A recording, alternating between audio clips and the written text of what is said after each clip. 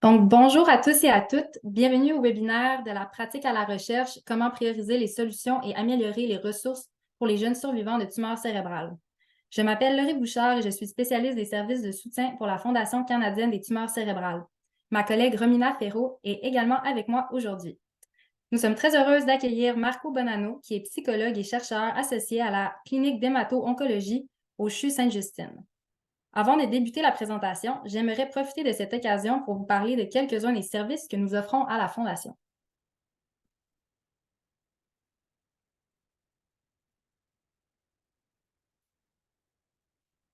Donc, la Fondation canadienne des tumeurs cérébrales est un organisme national sans but lucratif. Notre mission est de venir en aide par le biais de programmes d'information, de soutien, d'éducation et de recherche à toutes les personnes touchées par cette maladie au Canada. Donc, 27 Canadiens par jour apprennent qu'ils sont atteints d'une tumeur cérébrale. Donc, nous offrons un programme pédiatrique qui s'appelle Go Cerveau. C'est un programme de soutien pour les familles avec un enfant ou un adolescent âgé de 19 ans au moins qui est touché par une tumeur cérébrale. Donc, les familles Go Cerveau ont la possibilité de se rencontrer et de se détendre grâce à des activités amusantes à Québec et à Montréal. Donc, vous pouvez visiter notre site web pour plus d'informations à ce sujet-là. On a quelques photos ici d'événements Go Cerveau qui ont eu lieu par le passé. On offre également des groupes de soutien sur Facebook. Donc, ce sont des groupes fermés. L'objectif de ces groupes, c'est d'offrir l'occasion aux patients, aux survivants, à leurs familles et aux proches aidants de partager leur expérience, de poser des questions, de partager leur histoire et d'obtenir du soutien moral tout au cours de leur cheminement. On a mis les URL ici pour les groupes Facebook, mais vous pouvez trouver les liens directement sur notre site web si c'est plus facile. Et on offre également des manuels de ressources sur les tumeurs cérébrales, donc ils sont disponibles en PDF, mais c'est aussi possible de les commander gratuitement en ligne. Je recommande de faire ça, les commander en papier parce que c'est quand même assez lourd comme lecture, donc c'est une bonne idée de les avoir en version papier, surtout que la livraison est gratuite. Donc, on a 4 versions. Celui sur les tumeurs cérébrales pour les adultes, tumeurs cérébrales pédiatriques, tumeurs cérébrales non malignes, et celui pour les proches aidants de personnes atteintes d'une tumeur cérébrale. Avant de commencer aujourd'hui, je voulais juste aviser qu'il va y avoir un sondage à la fin du webinaire sur Zoom. Donc, quand vous allez fermer la rencontre, il y a un sondage qui va apparaître dans votre écran. Ça serait super gentil si vous pouviez prendre quelques minutes pour le remplir. C'est vraiment pas long. Ça nous permet, nous, de comprendre un peu les besoins puis les intérêts des gens pour préparer les prochaines rencontres. Donc, si tout le monde fait prendre quelques minutes pour le faire, ce serait très apprécié. Sans plus tarder, je vais désormais passer la parole à Marco. Marco, je vais arrêter de partager mon écran. On va partager le tien.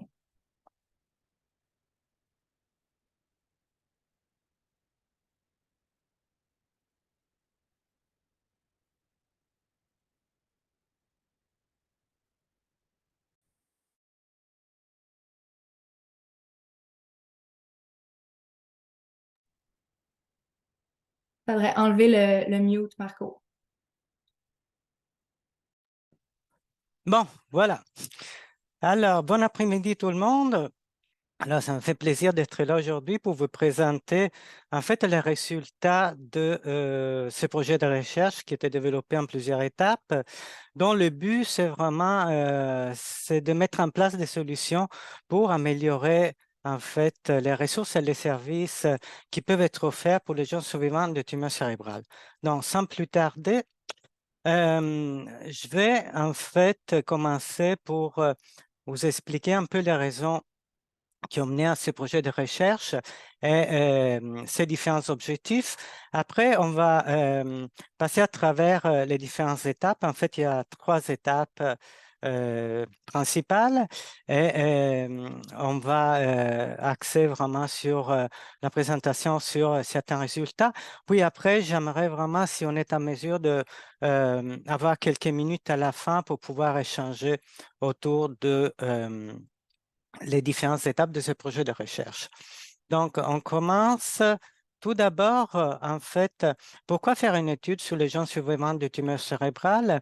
Pour différentes raisons. Premièrement, parce que, on le sait, mais c'est important de le souligner, c'est des jeunes qui ont des besoins vraiment spécifiques, dus justement au diagnostic et au traitement qu'ils ont reçu. Donc, ils ont des besoins dans l'ordre physique, cognitif, psychosocial. En plus, souvent, dans le passé, ces jeunes, en fait, ont été souvent exclus des études en raison du profil hétérogène qu'ils peuvent présenter. Ça veut dire qu'à l'intérieur de la population des jeunes survivants de tumeurs cérébrales, il y en a qui présentent pas beaucoup de difficultés, alors qu'à l'opposé, il y en a qui ont vraiment des difficultés importantes. Donc, ce qui a fait en sorte que dans le passé, surtout en recherche, ces jeunes souvent ont participé à d'autres études, mais étaient mis avec d'autres populations de survivants de cancer, ce qui a fait en sorte que jusqu'à présent, en fait, on a peu de programmes qui ont été fondés vraiment sur des données probantes, et surtout qui ont été validés auprès de cette population. Puis, souvent, en fait, les jeunes survivants de tumeurs cérébrales n'utilisent pas nécessairement les services qui sont offerts.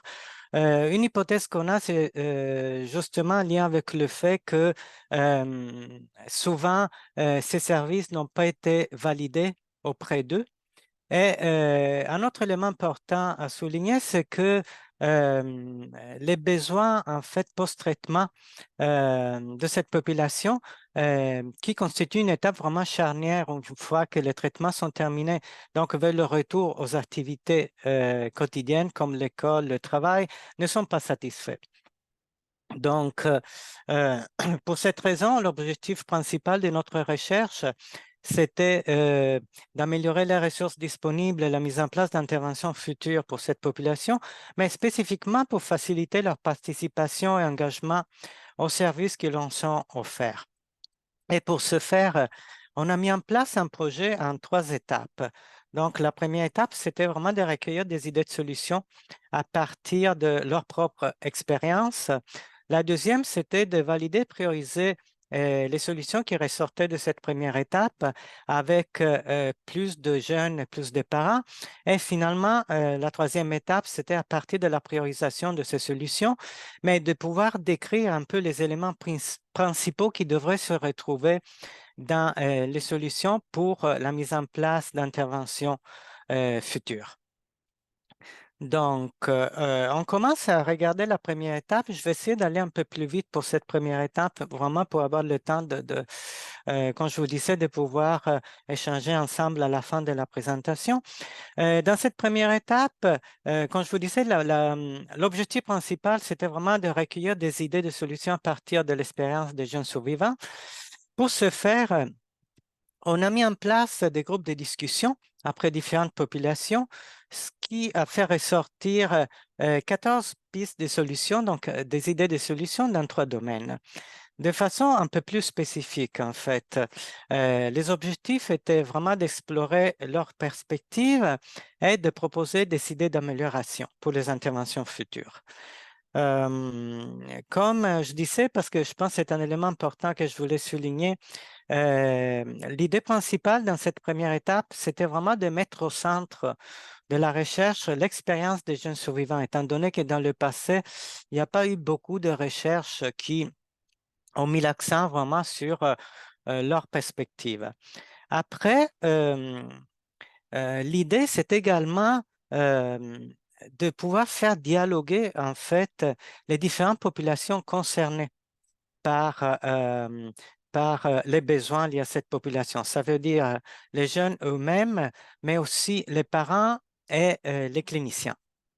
Et finalement, comme on disait, c'était l'idée de recueillir des pistes de solutions, mais je voulais souligner que c'est vraiment dans un domaine spécifique, ça veut dire en lien avec le retour aux activités quotidiennes, parce qu'on sait que c'est là où il peut y avoir plus de difficultés. Donc, on a utilisé, en fait, pour cette étape, une méthode qu'on appelle des groupes de discussion séquentiels. En fait, en général, je ne veux pas rentrer dans des discussions trop méthodologiques, mais en général, les focus groups, les groupes de discussion, sont utilisés à partir d'un canevas de questions.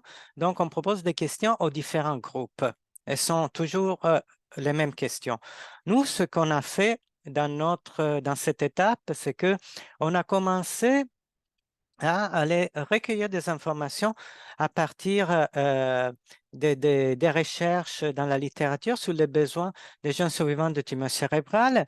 Et on a fait un résumé, on a présenté ces informations au premier groupe, donc le groupe des jeunes, encore une fois, parce que on voulait le mettre au centre de notre recherche. Et on a demandé aux jeunes de nous donner leur point de vue par rapport à ces informations-là. Finalement, les résultats qui ont ressorti du groupe des jeunes, en fait, c'est ça qu'on a présenté au deuxième groupe, le groupe des parents, et on a demandé au groupe des parents de nous donner leur perspective par rapport aux résultats qui résultaient du groupe des jeunes. Et finalement, la même procédé, on l'a utilisé pour le dernier groupe, ça veut dire le groupe des cliniciens, dans lequel on a présenté les résultats du groupe précédent et on a demandé au groupe des cliniciens d'avoir de nous donner leurs suggestions par rapport aux résultats des groupes précédents.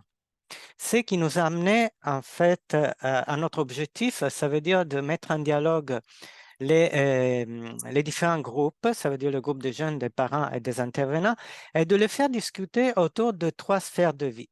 Donc, la sphère de vie personnelle, scolaire et professionnelle.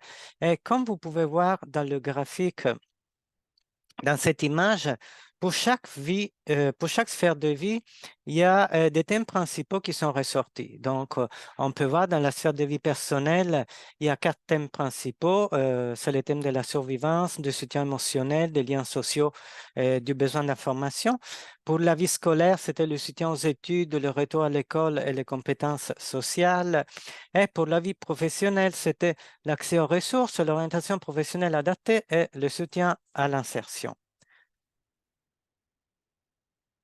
Donc, à partir des discussions autour des 3 groupes, comme je disais avant, il y a 14 pistes de solutions qui sont ressorties qu'on a recueillies en fait en 3 domaines. Le premier, comme vous pouvez voir, c'est le retour aux activités quotidiennes. Un élément important, c'est que le travail qu'on a fait sur ces 14 pistes de solutions, donc la formulation sur des phrases, le travail qu'on a fait pour préparer ces idées de solutions pour la deuxième étape, c'est un travail qu'on a fait avec des patients qui ont été des patients du milieu pédiatrique, mais aussi du milieu adulte, aussi des parents de patients. Et aussi, on a demandé l'aide d'un neuropsychologue de la clinique. Donc, c'est un peu le résultat, ces idées du travail qui a été fait avec plusieurs collaborateurs, dont des patients et des parents partenaires. Donc, ici, vous pouvez voir les idées de solutions en lien avec le retour aux activités quotidiennes. Je vais pas trop, en fait, je vais pas les lire dans les détails, mais je pense que c'est ça, vous avez eu le temps de les regarder. Juste rapidement, vous pouvez voir que, par exemple, la première idée, c'est autour de l'évaluation faite par des professionnels, alors que la deuxième, c'est plus recevoir des conseils de recommandation. La troisième, c'est plus en lien avec la possibilité d'avoir une liaison en fait entre l'hôpital et l'école et le milieu de travail. La quatrième, c'est plus au niveau de pouvoir avoir accès à un plan d'intervention avec la présence autant du milieu hospitalier que du milieu scolaire.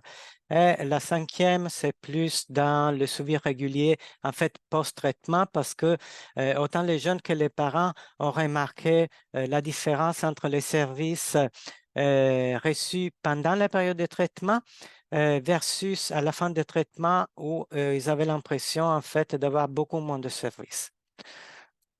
Le deuxième domaine dans les idées en fait qui ont été proposées dans la deuxième étape, c'était en lien avec le soutien.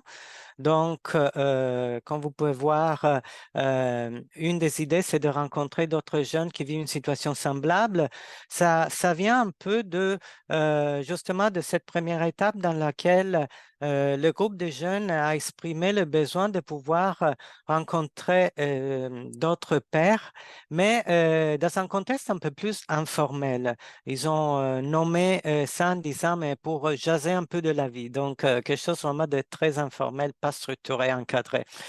La septième solution, c'était de pouvoir offrir des rencontres avec un professionnel de l'hôpital pour parler des questions sur les relations amicales, amoureuses et la sexualité. On va y revenir sur ça dans la deuxième étape. Ça, c'était plutôt une suggestion apportée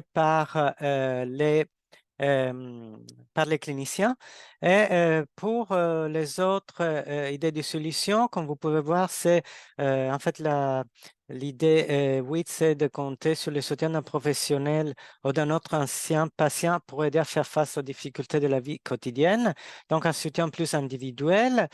Et la neuvième et la dixième, on est plus dans les conseils d'orientation, autant à l'école qu'à l'emploi. La différence, c'est que dans la solution 9, c'est vraiment plus des conseils individuels, alors que dans la solution 10, c'est l'idée de mettre en place des rencontres en groupe. C'est ça qui était également suggéré lors de cette première étape.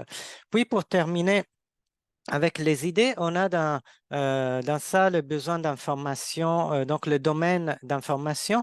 Vous pouvez voir par exemple, l'idée numéro 11, c'était avoir une liste d'endroits et des services où trouver du matériel adapté. Ça, encore une fois, c'était ressorti des jeunes qui disaient on a besoin d'avoir des informations vraiment très, très pratiques pour trouver toutes sortes de services adaptés. L'idée 12, c'est plus sur base des documents qui décrivent les difficultés au niveau de la santé. Mais particulièrement, l'accent était mis sur le besoin vraiment d'avoir une liste de ressources disponibles. Alors que la solution 13 et 14, on est encore dans ce besoin d'information, mais de façon particulière, c'est vraiment un lien avec soit l'école dans la solution 13 ou dans le travail, la solution 14. Et encore une fois, c'est cette idée de pouvoir avoir accès à des ressources disponibles pour se préparer. Donc voilà, on est rendu donc à cette deuxième étape. Comme je vous disais, à partir de ces idées, des solutions, on voulait les valider avec plus de jeunes, plus de parents. Donc, ce qu'on a fait, c'est qu'on a créé un sondage en ligne. On a créé un sondage en ligne auprès des jeunes et auprès de leurs parents pour justement aller prioriser ces 14 solutions. Et encore une fois, il y avait deux objectifs. Le premier, c'était de décrire l'expérience, les difficultés perçues toujours après la fin des traitements, dans trois domaines qui étaient ressortis comme étant vraiment prioritaires. Ça veut dire la santé, l'éducation et l'emploi.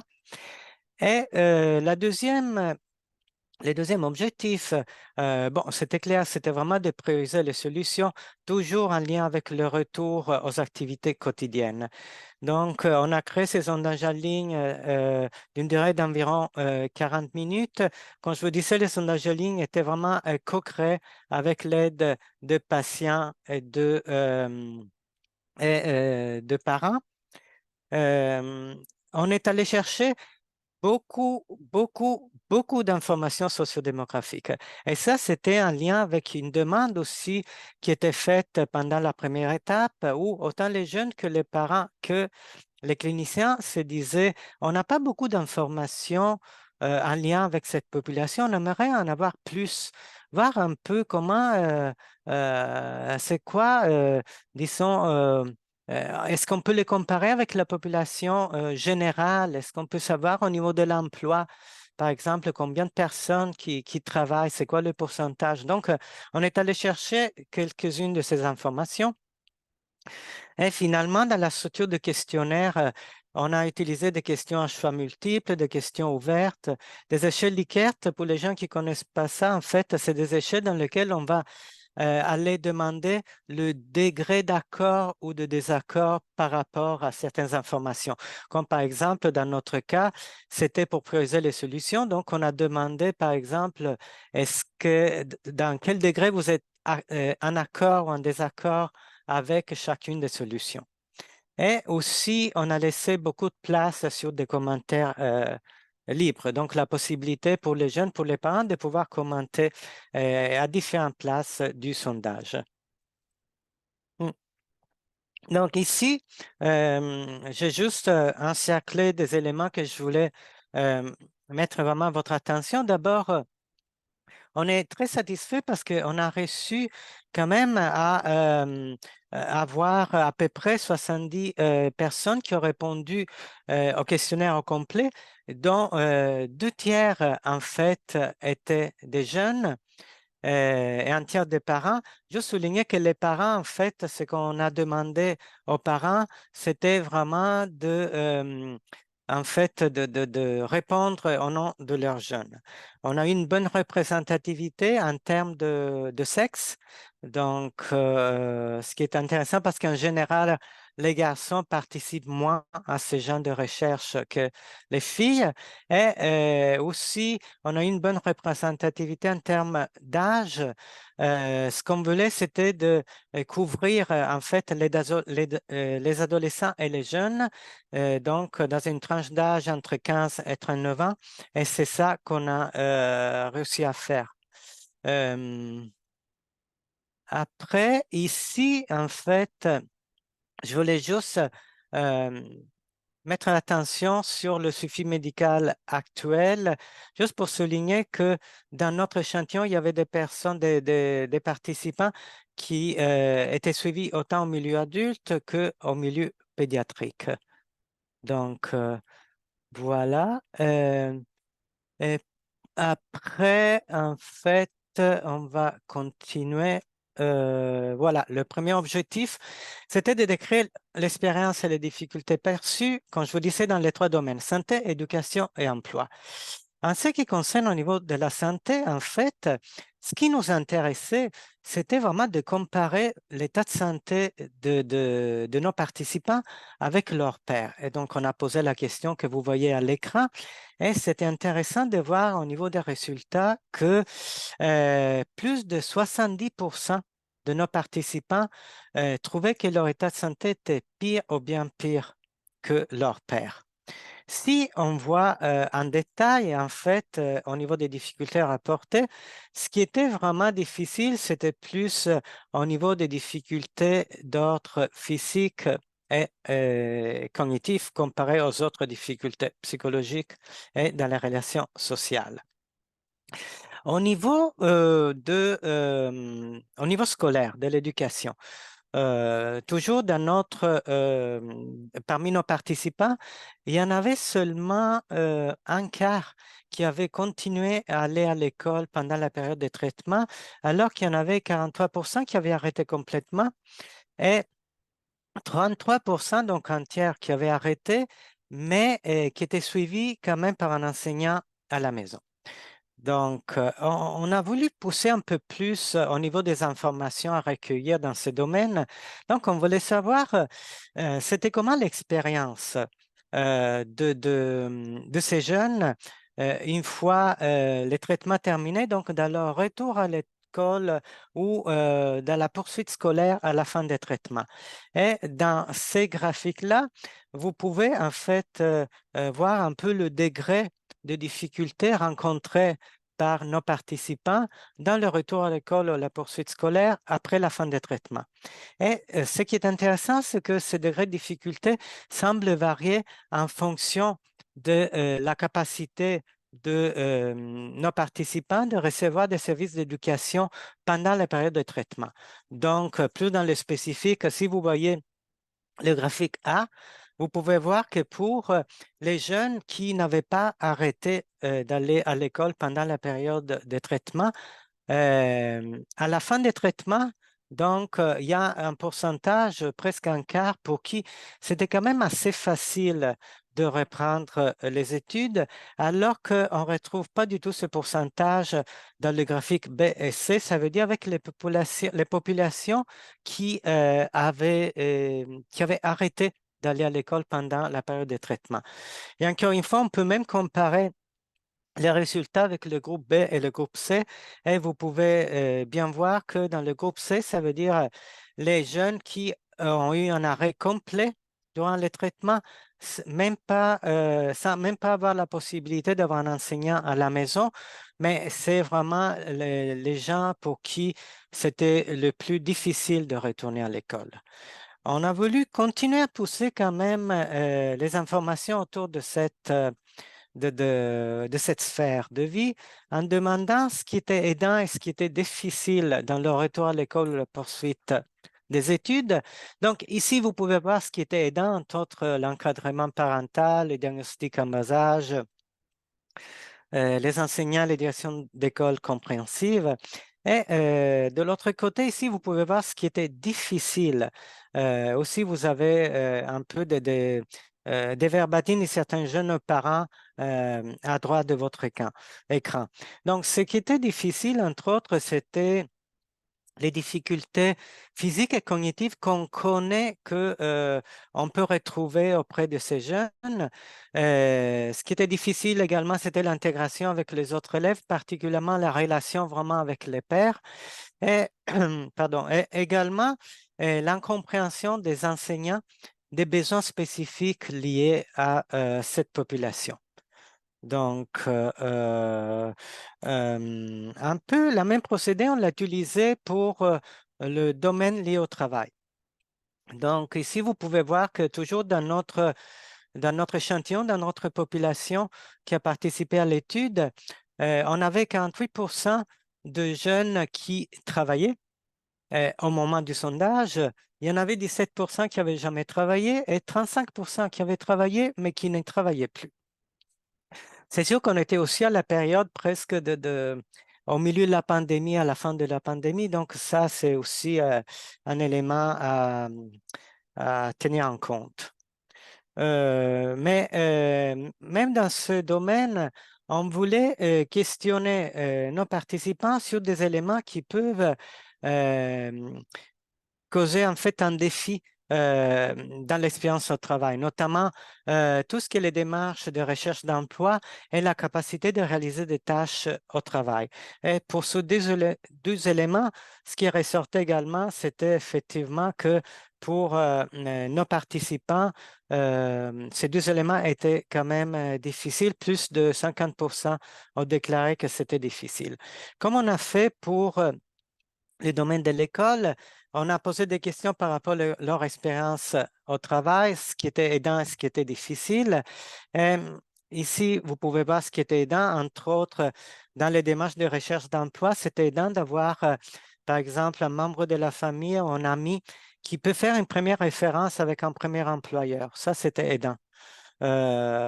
Ou plus au niveau des tâches au travail, ce qui était aidant, comme vous pouvez voir aussi du verbatim du jeune, c'était de développer des stratégies au travail, comme prendre des notes, par exemple, mais également avoir un endroit, un employeur ou un emploi de toute façon qui peut être adapté aux besoins spécifiques du jeune qui travaille.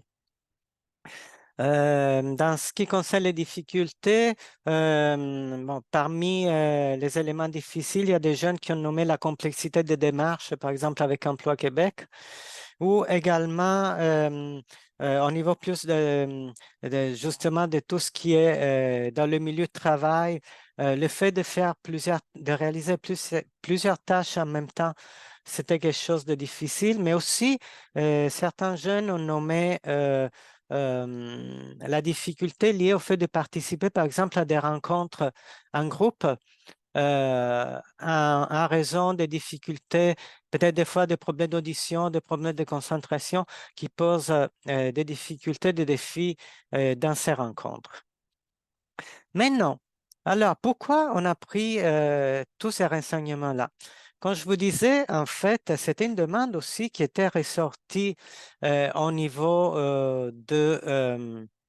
en fait, de la première étape des jeunes, des parents. Et donc, on voulait regarder un peu de quoi ça avait l'air, les résultats qui ressortaient de notre population comparés à la population générale. Et si je vais vous donner un aperçu de quelques statistiques.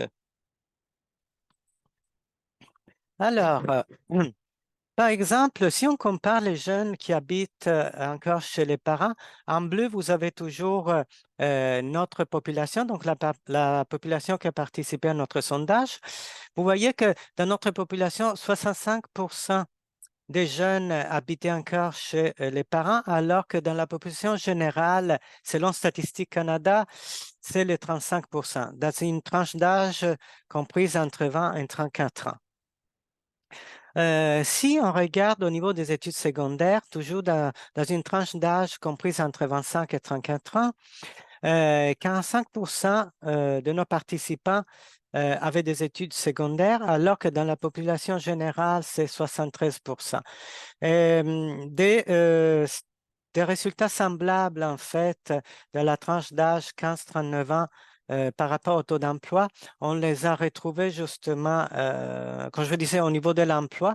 Donc, vous voyez qu'en 7% dans notre population, 74% dans la population générale. Mais là, on s'est posé aussi une question en disant, bon, on sait que les jeunes survivants de tumeurs cérébrales peuvent avoir des difficultés. Donc, on a essayé de les comparer avec la population qui peut avoir des disabilités selon Statistique Canada. Quand on parle de disabilité, on parle de disabilités toutes confondues. Donc, on peut avoir des disabilités d'ordre physique, comme par exemple un problème d'audition. On peut avoir d'autres genres de difficultés, comme par exemple le TDAH rentre dans les difficultés. Donc, c'est intéressant de voir justement cette comparaison au niveau du taux d'emploi dans la tranche d'âge 15 à 34 ans, dans lequel nos participants, en fait, pourraient se situer entre la population qui présente des disabilités légères et la population qui présente des disabilités moyennes. Maintenant, on a continué à regarder quelques statistiques. On s'est dit que parmi les jeunes survivants de tumeurs cérébrales, on sait que la fatigue, la fatigabilité, c'est un élément important. Donc, on sait que au niveau des heures travaillées, ça peut poser un défi.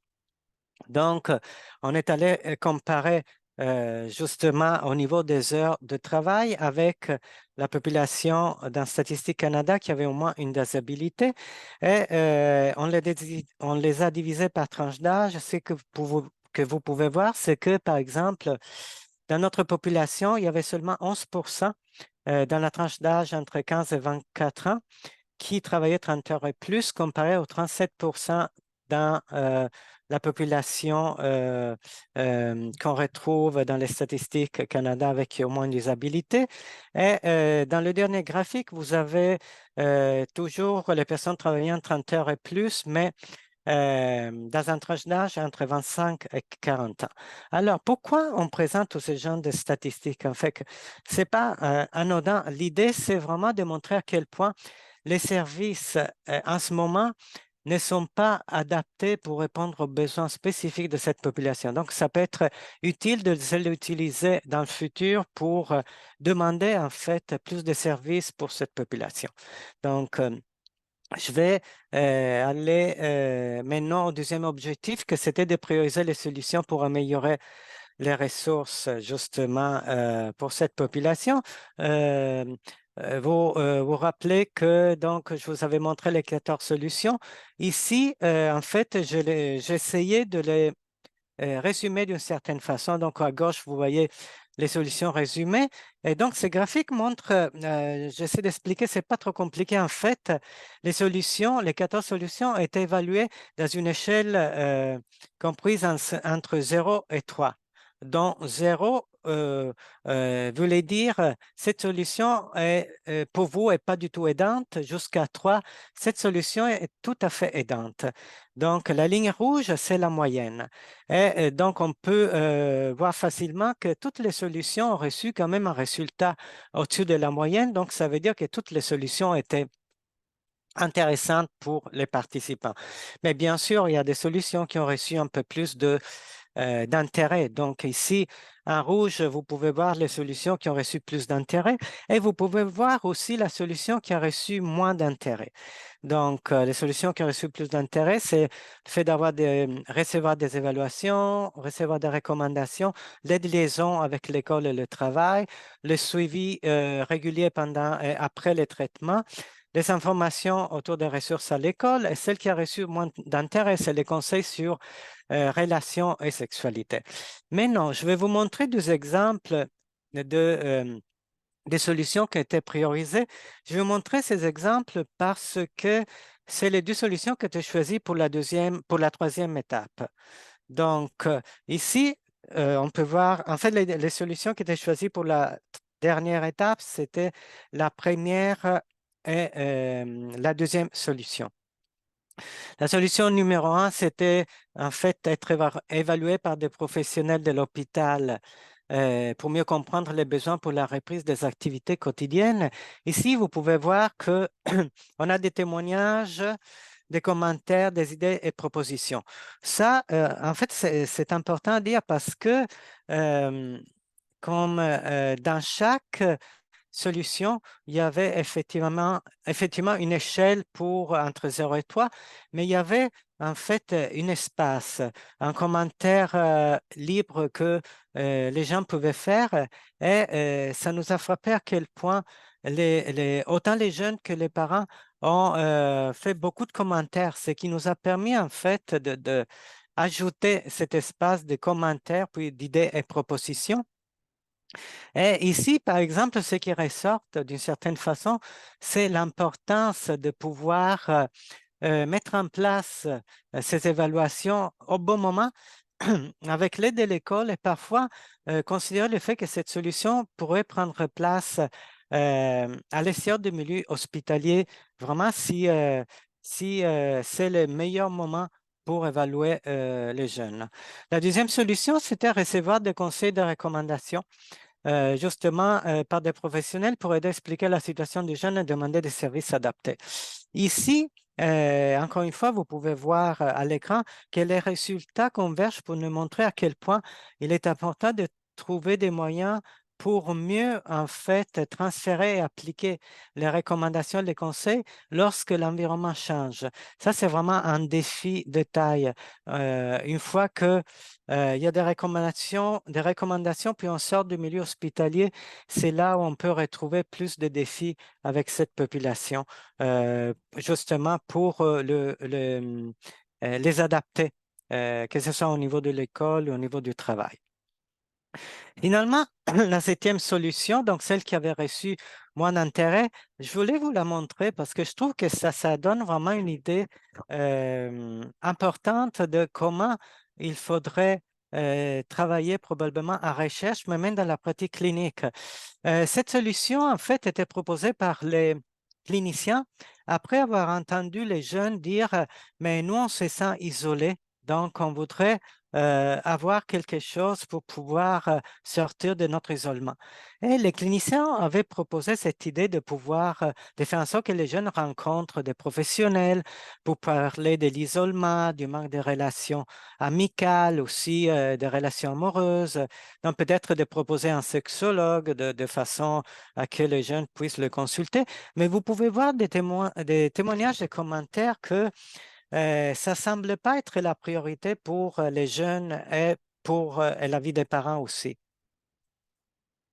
Donc, ça nous dit que c'est vraiment important de pouvoir évaluer, en fait, évaluer les services en demandant l'avis directement à ces jeunes.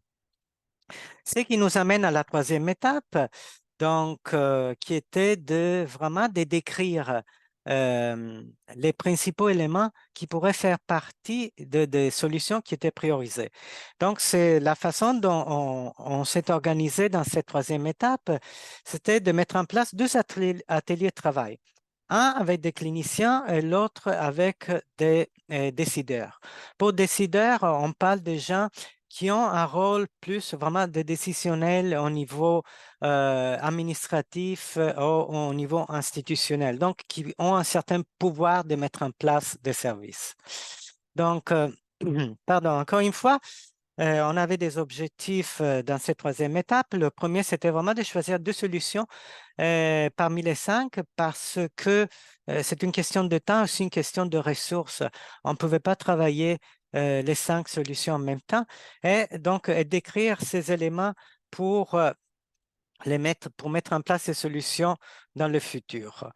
Donc, on s'est pris avec un court sondage en ligne, quelques informations sociodémographiques, pas autant aussi complexes que pour la deuxième étape. Et on a organisé deux ateliers en ligne qu'on a enregistrés. Ça, en fait, en ligne pour permettre à plus de gens de pouvoir participer. Ici, vous pouvez voir, je vais mettre l'accent surtout sur le premier atelier, celui des cliniciens. Pardon, parce que on a eu plusieurs participations. Et ce qui était intéressant ici, c'est qu'on a réussi à sortir un peu du milieu hospitalier, donc d'aller chercher des participants aussi au milieu de l'éducation, au milieu de la réadaptation, aussi au milieu universitaire. Il y a des conseillers en orientation qui ont participé. Donc, ça, c'était vraiment une première, c'était quelque chose qui était vraiment intéressant. Ça donnait vraiment une richesse aux échanges. Et ici, vous pouvez remarquer, en fait, dans le sondage qu'on a proposé pour les solutions, il y en a deux qui sont ressortis. Donc, quand je vous avais nommé, vous pouvez voir le pourcentage ici. Donc, la première, la deuxième solution. Je voulais juste souligner le fait qu'on a demandé de façon spécifique aux participants de choisir en fonction de la possibilité de produire un changement, atteindre un objectif à court et à moyen terme. Donc, on était vraiment pas trop dans l'idéal, mais dans le pratico-pratique. C'est ça qu'on voulait faire. Donc, il y a des thèmes principaux qui sont ressortis au niveau de ces ateliers. Ce que je voulais faire remarquer, c'est que en fait, au début, on avait une solution 1 et une solution 2. Donc, le fait d'apporter des évaluations puis des recommandations. Puis tout de suite, dans les deux ateliers, ce qu'ils nous ont dit les participants, c'était que, dans le fond, les deux solutions, c'était le côté de la même solution. Donc, il faut faire des évaluations, mais aussi mettre en place des recommandations. Donc, les deux solutions étaient traitées en même temps et il y a trois thèmes principaux qui étaient ressortis dans le thème de la sensibilisation, de l'évaluation et de la liaison. Et pour ces trois thèmes, il y a des objectifs spécifiques qui ont été formulés qui peuvent nous aider pour mettre en place des solutions dans le futur. Donc ici, au niveau de la sensibilisation, l'objectif, c'était de former, sensibiliser les différents milieux aux caractéristiques et aux enjeux spécifiques de cette population.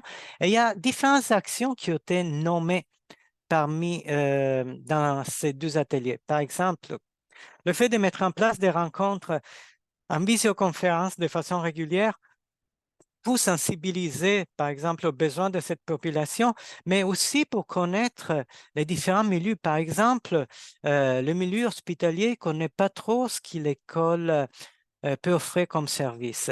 Il y a aussi la proposition d'utiliser les visites en milieu scolaire. Déjà, ça se fait au niveau plus de diagnostic et de sensibiliser autour justement des traitements. Mais ici, ce qu'on vise, c'est vraiment de pouvoir offrir des visites à l'école pour les élèves en post-traitement, pour essayer d'expliquer autant aux élèves qu'à la direction d'école les difficultés liées aux séquelles non visibles, par exemple.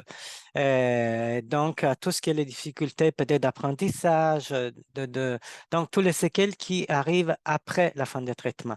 Il y a aussi l'élément de consultation qui était ressorti, donc la possibilité, par exemple, que au niveau de l'école, s'il y a des incompréhensions par rapport à un élève, qui puisse consulter au niveau de spécialistes, par exemple, en milieu hospitalier, pour avoir un peu plus de renseignements sur les difficultés liées à un survivant de tumeur cérébrale. Le deuxième élément, c'était l'évaluation. Et l'objectif, c'était d'évaluer les besoins globaux en post-traitement des survivants de tumeurs cérébrales. Il y a différentes actions intéressantes, à mon avis, qui étaient vraiment formulées. Entre autres, au lieu de offrir des évaluations systématiques, par contre, offrir des consultations systématiques. Ça veut dire, les consultations, ça prend moins de temps. C'est dans le but, en fait, de évaluer c'est quand le bon moment pour amener à ce moment-là une évaluation pour les jeunes survivants de tumeurs cérébrales. Est-ce que c'est dans le milieu hospitalier? Est-ce que c'est à l'extérieur? Une autre action, c'était de bien cibler la clientèle. Donc, par exemple, dans l'évaluation, donc peut-être celle avec une plus grande sévérité des symptômes, mais ça peut être aussi, en fait, les jeunes qui ont reçu le plus de traitements, qu'on sait qu'ils peuvent développer dans le futur peut-être plus de difficultés. Et aussi, l'élément très important de fournir des évaluations multidisciplinaires et non pas juste d'ordre médical, et dans lesquelles on vise plus en fait, le développement du jeune, les différentes étapes de vie, on ne reste pas ancré aux besoins liés au milieu hospitalier. Et ça, vous pouvez le voir, en fait, aussi dans la proposition de création d'un outil d'évaluation complet. Donc, il y a plusieurs éléments qui reviennent. Mais ici, c'est surtout, par exemple, la possibilité de créer un outil qui n'est pas seulement un outil utilisable ou utilisé en milieu hospitalier, mais qui contient aussi des informations importantes pour le milieu de l'école, par exemple, le milieu du travail, que ce soit un outil aussi compréhensible pour les jeunes et les personnes non spécialistes. Des fois, c'est difficile de comprendre dans un langage trop médical. Et ça inclut aussi un plan d'intervention. Donc, encore une fois, un plan où il peut être mis en place dans un autre environnement, par exemple à l'école ou au travail, qui suit le jeune à travers les différentes étapes. Le dernier thème, c'est le thème de la liaison et probablement c'est le plus complexe. L'objectif, c'était de créer, ou ça va être en fait de créer une liaison entre l'élément évaluation et recommandation avec les professionnels des différents milieux. Ce qui était nommé, c'était la possibilité d'établir un protocole clair entre les services de santé et les services scolaires. Ça, c'est quelque chose que un des participants nous a dit qui était déjà un projet pilote qui était essayé avec des écoles en particulier, puis que ça avait bien fonctionné, mais finalement, à cause d'un manque de fonds, n'a pas été renouvelé.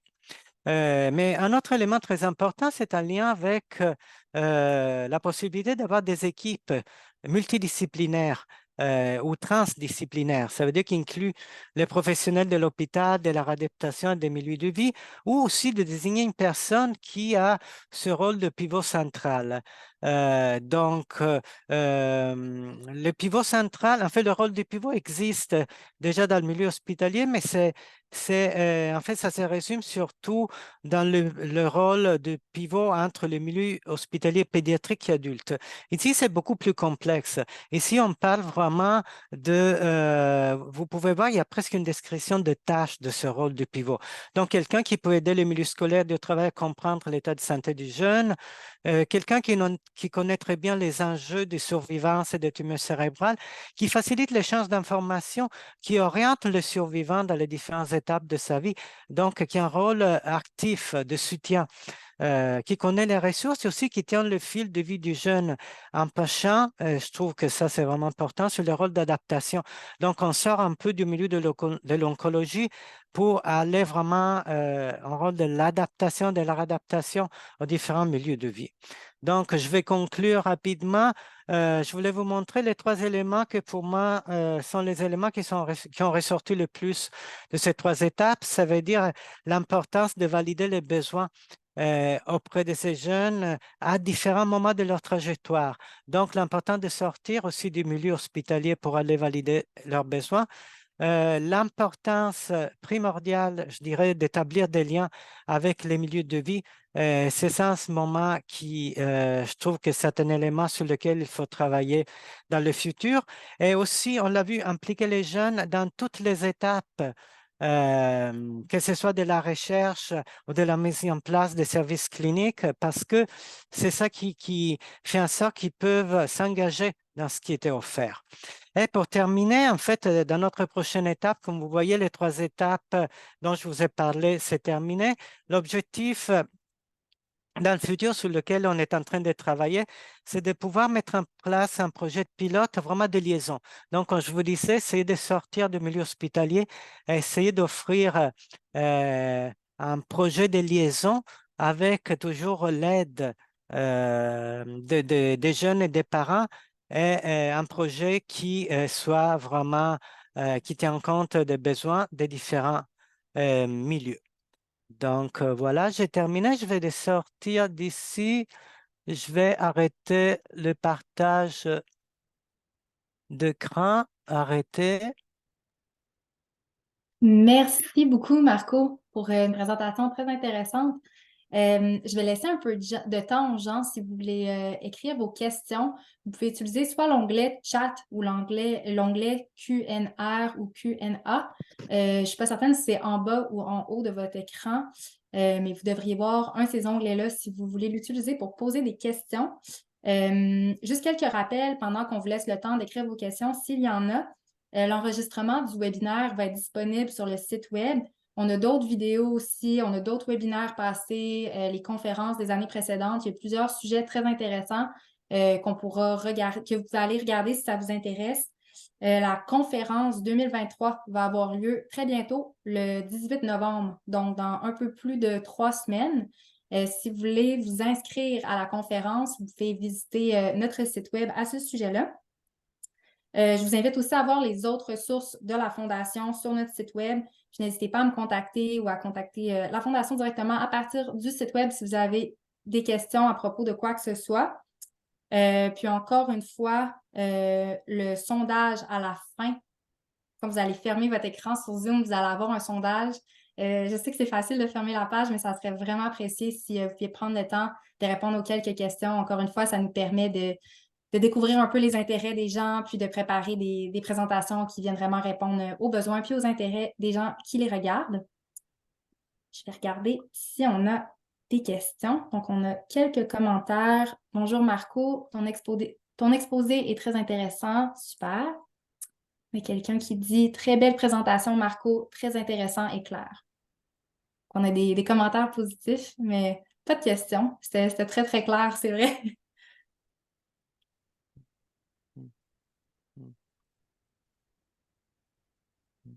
En attendant, peut-être que je pourrais ajouter justement, bon, d'abord, je suis content que la présentation était assez claire. Je pense un élément que je vais vraiment continuer à souligner, c'était en fait, tous ces résultats ont été pu être collectés, recueillis vraiment grâce à la participation des jeunes et de leurs parents. Donc, je le soulignais, mais je pense que vraiment, c'est important de le souligner à quel point ont été vraiment très généreux dans le fait de pouvoir nous donner des commentaires sur différents aspects. Puis aussi, je pense un des points de force, je trouve, de ces différentes étapes, c'est le fait d'avoir pu travailler en fait avec des jeunes, des patients, avec des parents de patients, ce qui nous a permis vraiment aussi de valider plusieurs éléments euh, en fonction des différentes étapes de cette recherche. Merci. On a reçu une question ici. Quelqu'un qui demande, j'aimerais savoir quel est plus précisément le moment en pause que tu as utilisé pour la période de post-traitement. Est-ce un mois ou plus?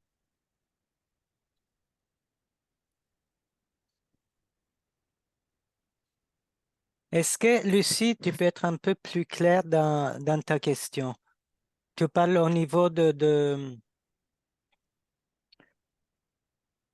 la recherche. Essaie de me donner un peu plus d'informations pour que je puisse répondre.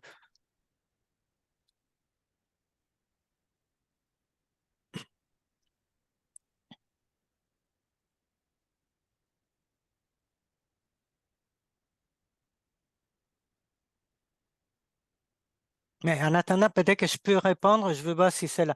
Donc, réponse, en fait, euh, on a demandé euh, dans nos critères, dans notre projet de recherche, les jeunes en post-traitement, c'est des gens, en fait, qui n'avaient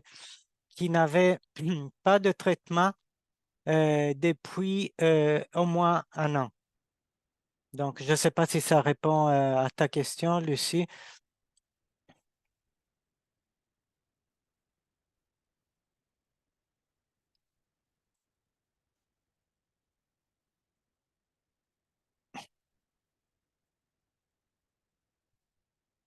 Ah, d'accord. Non, oui, c'est ça. On avait laissé vraiment un an de temps pour les jeunes qui, pour les faire participer à notre étude.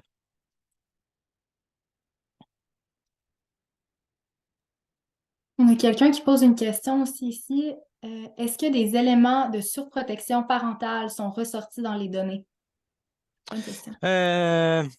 Oui, je dirais, à mon souvenir, c'est surtout dans la première étape du projet. Donc, je rappelle quand il y a eu en fait les trois groupes de discussion, un avec les jeunes, le deuxième avec les parents, puis le troisième avec les cliniciens. C'était effectivement un élément qui était ressorti, qui était surtout en lien avec le travail. Donc, plus particulièrement, c'était surtout les parents qui s'inquiétaient parce qu'en fait, les parents, ce qu'ils disaient, c'est que eux, ils voyaient le futur de leurs enfants qui s'approchaient. Puis, comme on a pu voir des données, en fait, les difficultés liées à la recherche d'emploi, à la possibilité de travailler à temps complet. Et donc, les parents s'inquiétaient beaucoup de cet élément. Et, eux, ils ne savaient pas trop quel genre d'accompagnement pouvoir faire avec leur enfant. Ils nommaient très bien d'un côté de vouloir un peu protéger, donc d'essayer de mettre en place une façon pour quasiment chercher de l'emploi pour eux. Et de l'autre côté, par contre, de laisser assez d'autonomie pour laisser les jeunes faire ses propres expériences dans le marché du travail. Donc, effectivement, c'est une très bonne question. Il y a ces éléments qui étaient ressortis, qui étaient très importants. Merci beaucoup, Marco. Il y a quelqu'un d'autre qui avait écrit Merci, Marco. Puis on a aussi quelqu'un ici qui dit Bonjour à vous. Wow, super beau travail. Belle présentation, mais surtout, j'admire tout le travail qui se fait pour venir en aide à ces jeunes et leurs parents. Ça doit être rassurant qu'il y ait des choses qui avancent pour eux. Félicitations en lettres majuscules. Ah, merci beaucoup. Étant donné qu'on est vers la fin, mais je vais répondre en disant que on n'a pas terminé. Donc, ça veut dire qu'on va vraiment continuer. Oui, on va essayer de plus en plus de passer de ces éléments de recherche, parce que ça, c'est vraiment le but premier, d'aller plus dans le milieu de la pratique clinique, parce que ça, c'est vraiment l'objectif de mettre en place des services qui vont être le plus adaptés possible pour cette population. Mais merci beaucoup. Merci beaucoup pour une présentation très claire, très complète, pour ta générosité aussi, tout le temps que tu as pris pour nous présenter tout ça aujourd'hui.